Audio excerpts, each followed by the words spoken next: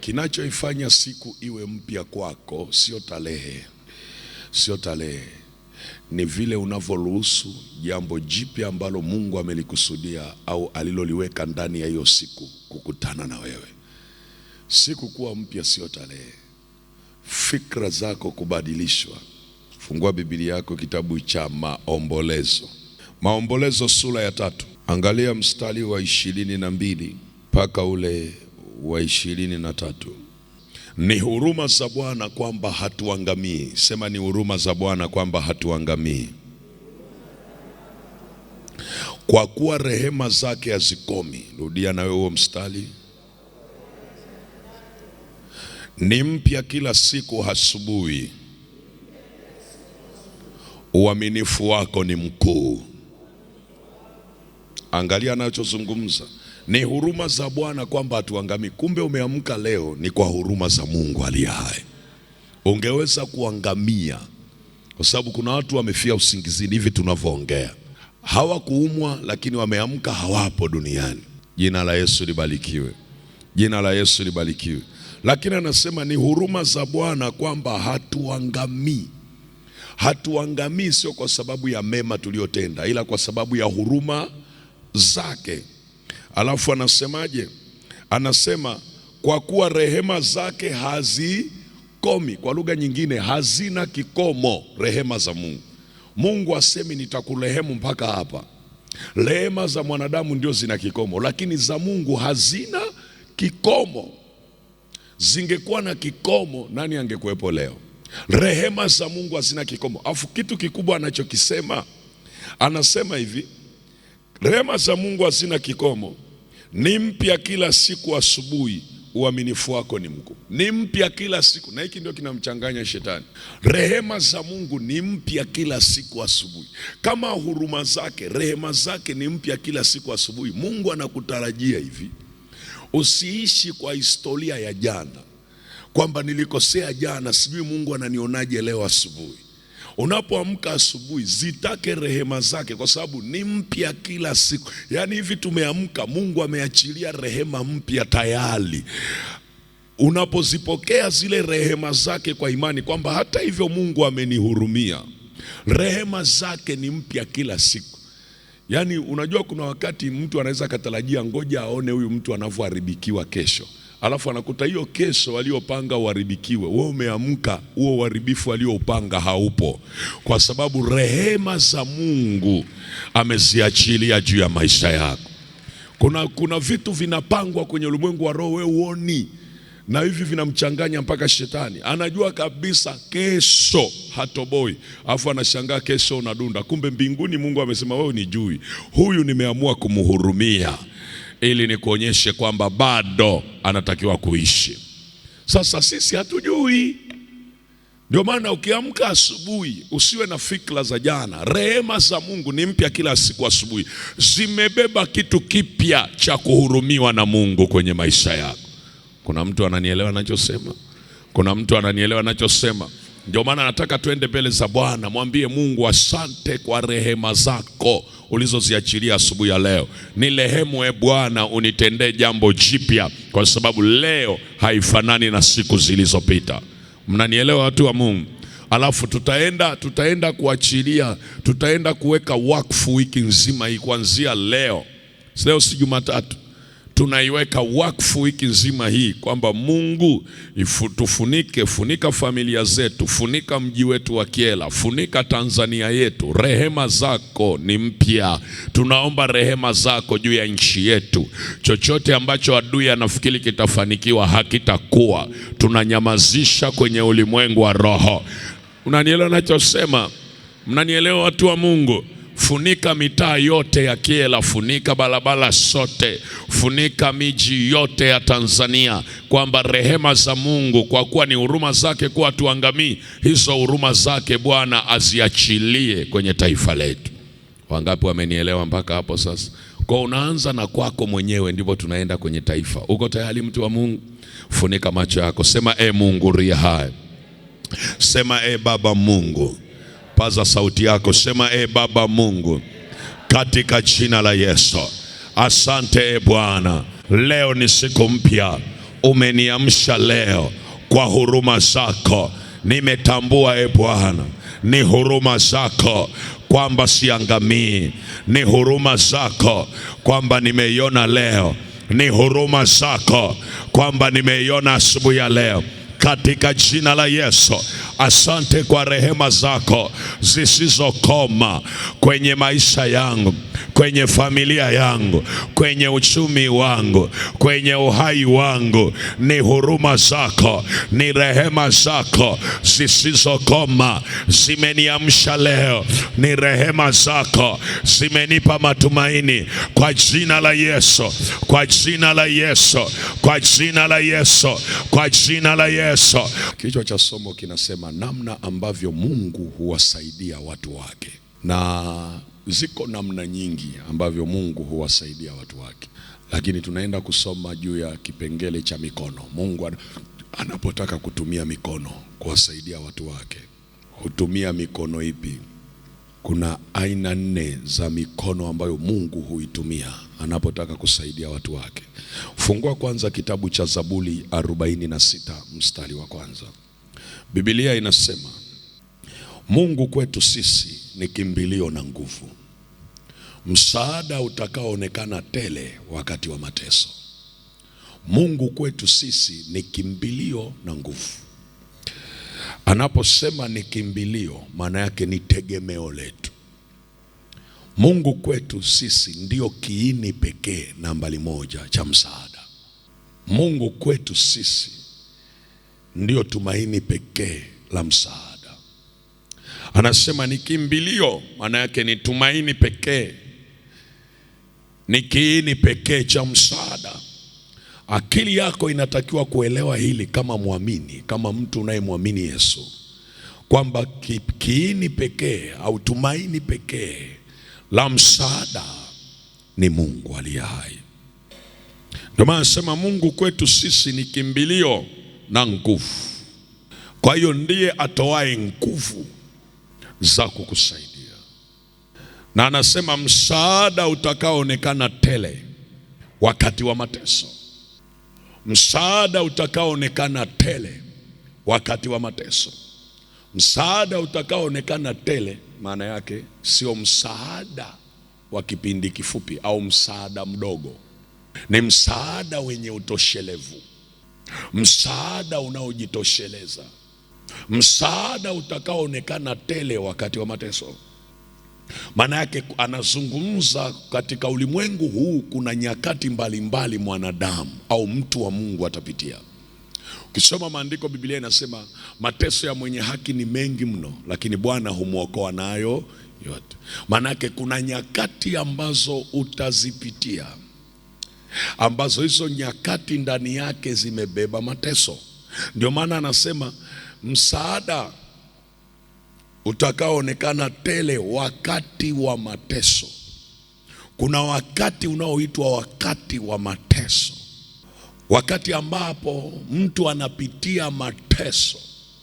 Kwa sababu kuna wakati unaweza pitia mateso sio kwa sababu adui ameyapanga hayo mateso yapitie, na sio kwa sababu umemkosea Mungu au umemtenda dhambi. Wale wanaosoma Biblia watagundua mitume, kwa sababu ya jina, kwa sababu ya injili waliokuwa wameibeba, walipitia mateso, lakini msaada wa Mungu ulikuwa pamoja nao kuwasaidia.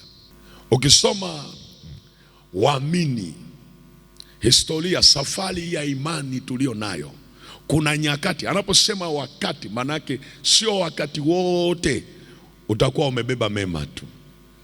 Kuna wakati wa majaribu, kuna wakati wa mateso, kuna wakati wa kupitia vitu usivyovipenda, kuna wakati wa mahangaiko ambapo nguvu zako hazitaweza kukusaidia. Unahitaji msaada wa Mungu. Ndio maana anasema msaada utakaoonekana tele wakati wa mateso. Kwa hiyo ufahamu wako lazima uelewe kwamba nyakati unazopitia hapa ulimwenguni zimetofautiana. Haleluya watu wa Mungu. Haleluya watu wa Mungu. nyakati ambazo unaweza kupitia wewe binafsi au familia yako kupitia au ndoa yako kupitia zimetofautiana. Kuna nyakati ambazo nyingine zimebeba mateso, na Mungu alishaandaa msaada. Hata ukirudi kwenye kile kitabu cha Isaya 41 ule mstari wa 10, unaweza ukaenda ukasoma mpaka ule mstari wa 14. Nataka uone hii mstari kwa makini. Angalia, anasema usiogope, kwa maana mimi ni pamoja nawe. Usifadhaike, kwa maana mimi ni Mungu wako. Nitakutia nguvu, naam, nitafanya nini? Anasema nitakutia nguvu, naam, nitafanya nini? Nitakusaidia na kukushika mkono. Nitakusaidia na nitakushika mkono. Nitakushika kwa mkono wa kuume wa haki yangu. Tazama, wote walioona hasira juu yako watatayarika na kufadhaika. Watu washindanao nawe watakuwa si kitu na kuangamia. Alafu mstari wa 12 anasema utawatafuta wala hutawaona, wale wapiganao nawe watakuwa si kitu, watakuwa kama kitu kisichokuwa, wale waliofanya vita juu yako. Kwa maana mimi Bwana Mungu wako nitakushika mkono wako wa kuume, nikikwambia usiogope. Anarudia tena, mimi nitafanya nini? Nitakusaidia. Mstari wa 13, aya wa 14, angalia tena. Anasema usiogope Yakobo uliye mdudu, nanyi watu wa Israeli, mimi nitafanya nini? Umeona nitakusaidia ya mara ya ngapi hiyo? Ni mistari minne tu Mungu anazungumza, msisitizo. Anazungumza neno lile lile mara 3. Hiyo ni mara ya 3. Anasema usiogope Yakobo uliye mdudu, nanyi watu wa Israeli, mimi nitakusaidia, asema Bwana, na mkombozi wako ni mtakatifu wa Israeli. Nataka uone mstari wa 10 mpaka wa 14, neno nitakusaidia limejirudia mara ngapi? Mara 3. Mara 3. Msisitizo. Hasa ukiangalia anavyomwambia, anasema usiogope, kwa maana mimi ni pamoja nawe. Usifadhaike, kwa maana mimi ni Mungu wako. Nitakutia nguvu, naam, nitakusaidia, naam, nitakushika mkono wa kuume wa haki yangu. Usiogope. Kwa nini aseme usiogope? Maana yake mazingira ambayo anapitia ambayo inapitia ili taifa, mazingira aliyokuwa anapitia huyu mtumishi wa Mungu ni mazito, mazingira ya kwenye kuogopesha, hali zinazotisha, hali ngumu, lakini anasema usiogope. Alafu anazungumza kipengele cha kati, nitakusaidia. Maana yake kwa lugha nyingine ni lugha ya kusema najua wewe huwezi, kwa vita ninayoiona kwenye maisha yako huwezi wewe, mimi nitakusaidia. Na anapozungumza ule mstari wa 10, angalia mstari wa 11, anamueleza kwa nini atamsaidia. Anasema tazama, wote walioona hasira juu yako watatayarika. Maana yake Mungu anaona mpaka mioyo ya watu wanaona hasira juu ya mtu. Wote walioona hasira juu yako, anasema watatayarika. Alafu anasema na kufadhaika. Alafu anasema watu washindanao nawe. Hapa anazungumza watu, wanadamu. Anasema washindanao nawe watakuwa si kitu na kuangamia. Wale watu ambao wamejitia nia kwamba tutahakikisha tunapigana naye mpaka tunamuondoa duniani, tutahakikisha tunashindana naye mpaka tunamsambaratisha. Wamejitia nia, wameweka vikao, wamekaa kwenye vikao vyao, wamepitisha ajenda zao, wamewekeana nguvu kabisa za kichawi kwamba tunahakikisha hii ndoa inakufa, tunahakikisha huyu mwanamke anakufa, tunahakikisha huyu mtu hata kuwepo, tutafanya kila tunaloweza. Wanashindana, wanapigana vita kwenye ulimwengu wa roho. Alafu Mungu anaanza kwa kusema usiogope. Jina la Yesu libarikiwe. Anasema usiogope, hata ukiona watu wamefura hasira zao, wanasema hakika tutamaliza. Unasikia watu wenye majina yanayotisha. Unajua kuna watu wana majina yanatisha. Wanasema na yule tumesikia, we mama, yule mtu fulani ni mbaya sana, lakini amejiapiza, amesema lazima atakumaliza, lazima atamaliza watoto wako. Afu Mungu anakuja anasema usiogope. Jina la Yesu libarikiwe. Anakuambia usiogope, kwa maana mimi ni Mungu wako. Usiogope, mimi ni pamoja nawe. Usifadhaike, kwa maana mimi ni Mungu wako. Nitakutia nguvu. Maana yake mazingira unaweza kupitia ya vita yanaweza kukuondoa hadi nguvu. Nguvu maana yake yatakuwa yatakuondolea ujasiri, yatakuondolea uwezo wa kuendelea mbele. Hujai kuona kuna vita, aina ya vita ambayo inampunguzia mtu spidi, inampunguzia mtu mpaka uwezo wa kufikiri. Vita kabisa, kila kiamka hivi akili yake haifanyi kazi sawa sawa, kwa sababu ya vita anayopitia. Maneno yametapakaa kila mahali, anapigana usiku na mchana. Kila akigeuka huko anapigwa maneno, akigeuka huko anafanywa hivi, akigeuka watu ni wanaona hasira kwa ajili yake, wanatamani wamle nyama. Watu ninakwambia ni wanashindana naye, kila akifanya hiki wanatangulia mbele kwenda kuzuia. Msimwamini huyo mtu, msimwamini, hana lolote. Akifanya hivyo msimwamini huyo mtu, msimwamini. Hiyo familia tunaijua, msijaribu hicho wanachosema. Hiyo familia hiyo ni ya wachawi, hiyo familia ni ya watu hivi, hiyo familia ni ya hivi, yani ni kila mahali, hana pa kupumulia. Afu Mungu anamwambia usiogope, maana mimi ni pamoja na. Jina la Yesu libarikiwe. Anakuambia usiogope, maana mimi niko pamoja nawe. Usiogope. Anasema usifadhaike, maana mimi ni Mungu wako. Naam, nitakusaidia. Maana yake kwa lugha nyingine, nitaachilia msaada. Haleluya, watu wa Mungu. Nitaachilia msaada. Alafu angalia ule mstari wa 12. Anasema utawatafuta wala hutawaona wale wapiganao nawe. Maana yake wako watu wanapigana nawe. Watu wanapigana nawe kwa siri, wengine hata ujui, lakini ni wanapambana na wewe, yani ni wamenyooka na wewe kabisa, haujui. Wengine wanasema tutahakikisha. Huyu lazima aharibikiwe uchumi wake. Wewe unasema mbona mambo yamekuwa magumu? Kumbe kuna watu wanapigana na wewe.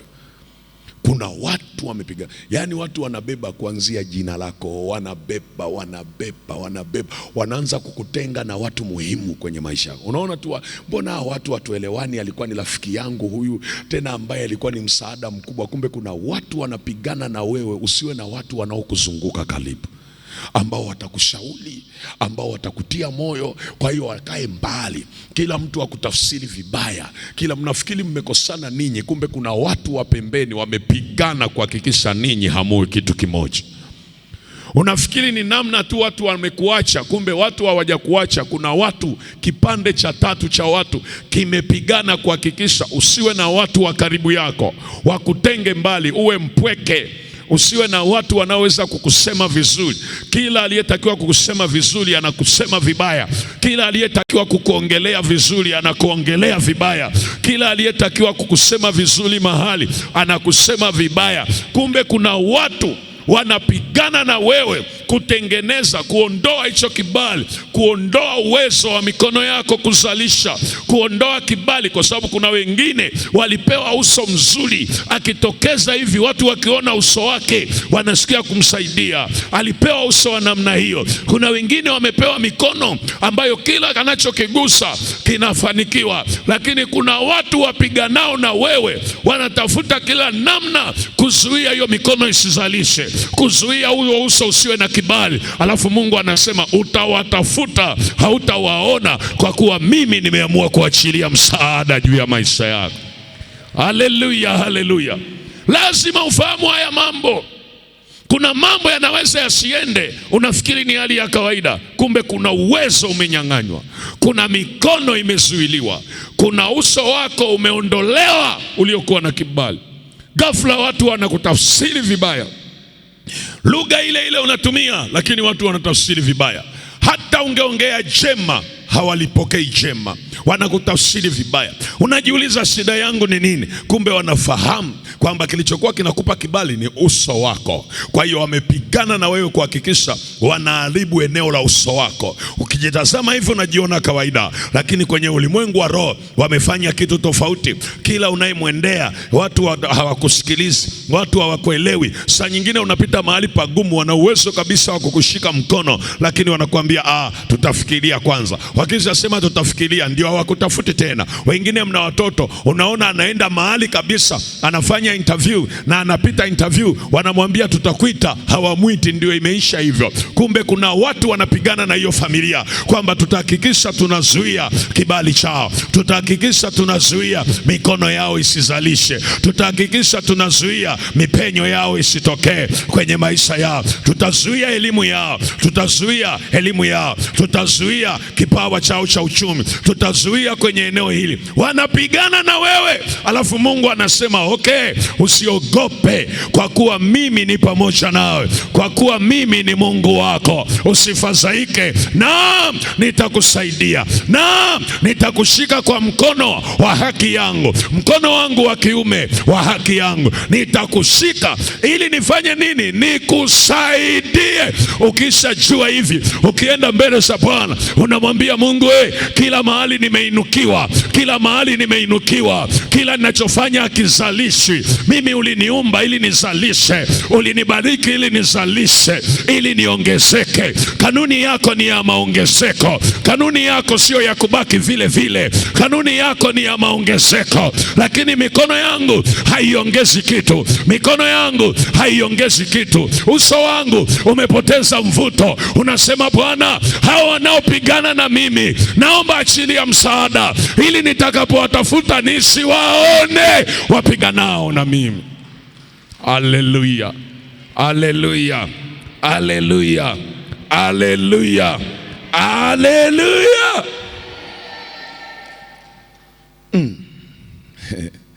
Anasema hivi, anasema watakuwa, anasema utawatafuta wala hutawaona wale wapiganao nawe. Watakuwa si kitu, watakuwa kama kitu kisichokuwa. Wale waliofanya vita juu yako watakuwa kama kitu kisichokuwa, wale waliofanya vita juu yako. Alafu anasema kwa maana mimi Bwana Mungu wako nitakushika mkono wa kuume, nikikwambia usiogope, mimi nitakusaidia. Kwa nini unaongea hivi mwalimu? Najaribu kukuonyesha kwamba Mungu ndiye anayeachiliaga msaada. Kuna vitu unaweza kupitia, hakuna wa kukusaidia isipokuwa Mungu peke yake. Mnanielewa ninachosema? Kuna vitu unaweza ukapitia, hakuna wa kukusaidia isipokuwa Mungu peke yake. Wale wanaofanya biashara wanajua kuna vita inaitwa vita ya falme. Falme saa nyingine haziji kuchukua bidhaa yako, zinachukua uwezo wako, zinazuia mikono, zinazuia uso wako, zinazuia chochote ambacho Mungu alikupa ili kiwe na uwezo wa kukusababisha uzalishe, ufanikiwe. Zenyewe zinakuja zinazuia. Alafu unajikuta tu mbona mambo ni magumu. Unafikiri ni mfumo wa duniani. Hapo unaposema mambo ni magumu, watu wanajenga magorofa. Haleluya, watu wa Mungu. Nimekusomea hii mistari ili kujua kwamba kumbe msaada wa Mungu unahitajika sana. Unahitajika sana. Kuna maeneo huwezi kustawi bila msaada wa Mungu. Na ndio maana kwenye Zaburi, ningekusomea tu Zaburi usingeweza kuelewa. Zaburi anasema Mungu kwetu sisi ni kimbilio na nguvu. Huku kwenye Isaya ndiye anaeleza wazi. Anasema usiogope, nitakutia nguvu, naam nitakusaidia. Na nimekuonyesha kwenye mistari minne ametumia neno nitakusaidia mara 3. Maana yake Mungu anaonyesha kwamba wewe ni mtu wake, lakini kuna mazingira ili uweze kuvuka utahitaji msaada wake. Jina la Yesu libarikiwe. Narudia tena, Mungu anajua wewe ni mtu wake, ni mtumishi wake, ila kuna mazingira ili uvuke utahitaji msaada wake. Angalia Zaburi 121 mstari wa kwanza hadi wa pili. Anasema, nitainua macho yangu niitazame milima, msaada wangu utatoka wapi? Alafu anajijibu, msaada wangu u katika Bwana aliyezifanya mbingu na nchi. Nitainua macho yangu niitazame milima, msaada wangu utatoka wapi? Alafu anasema, msaada wangu u katika Bwana aliyeziumba mbingu na nchi. Sikiliza mtu wa Mungu, maana yake lazima ujue moyoni mwako kwamba msaada wangu unatoka kwa Mungu. Lazima ufahamu hivyo kwamba hata nikikutana na mazingira magumu sana ambayo ninaona giza tu kwenye maisha yangu, msaada wangu utatoka kwa nani? Kwa Mungu aliye hai, kwa sababu ameahidi kukusaidia, ameahidi kukupa msaada, ameahidi kukupa msaada. Ndio maana hata kwenye Agano Jipya ukisoma, nafikiri ni Warumi 8 mstari wa 31. Warumi 8 mstari unasema, ikiwa Bwana yu upande wetu, ni nani atakayekuwa juu yetu? Ndio swala nauliza. Kwa nini? Mungu akiwa upande wako hakuna anayeweza kuwa juu yako, kwa sababu Mungu akiwa upande wako atakupa msaada. Ndio maana kwenye Isaya anasema, mimi ni Mungu wako, mimi ni Mungu wako. Manake niko upande wako kama Mungu wako. Kwa hiyo mtu yoyote anapokugusa, anapopigana na wewe, mimi nitakusaidia, nitakutia nguvu na nitakusaidia. Haleluya, haleluya. Sasa Mungu anapowasaidia watu, namna ambavyo Mungu wasaidia watu, tumeona kwenye utangulizi kwamba Mungu huwa anatoa msaada, lakini namna ambavyo Mungu wasaidia watu nimekuonyesha. Mungu hutumia mikono. Sasa aina ya mikono ambayo Mungu anaitumia anapotaka kusaidia, mkono wa kwanza unaitwa, tunasema moja, mkono wa Mungu. Aina ya mikono ambayo Mungu huitumia anapotaka kukuletea msaada: moja, mkono wa Mungu; mbili, mkono wa mtu. Mungu anapotaka kukusaidia hutumia mkono wa mtu. Nimesema moja, mkono wa Mungu. Aina ya mikono ambayo Mungu huiachilia anapotaka kukusaidia: moja, mkono wa Mungu, yani mkono wake mwenyewe; mbili, mkono wa mtu; tatu, mkono wako. Yani unaweza kaandika mkono wangu, na hapa nitakufundisha ndio utashangaa.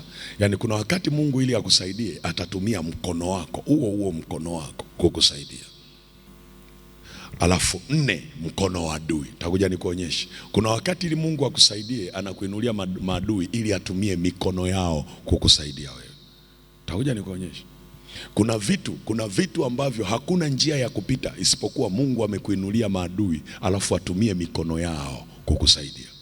Takuonyesha mifano kwenye Biblia.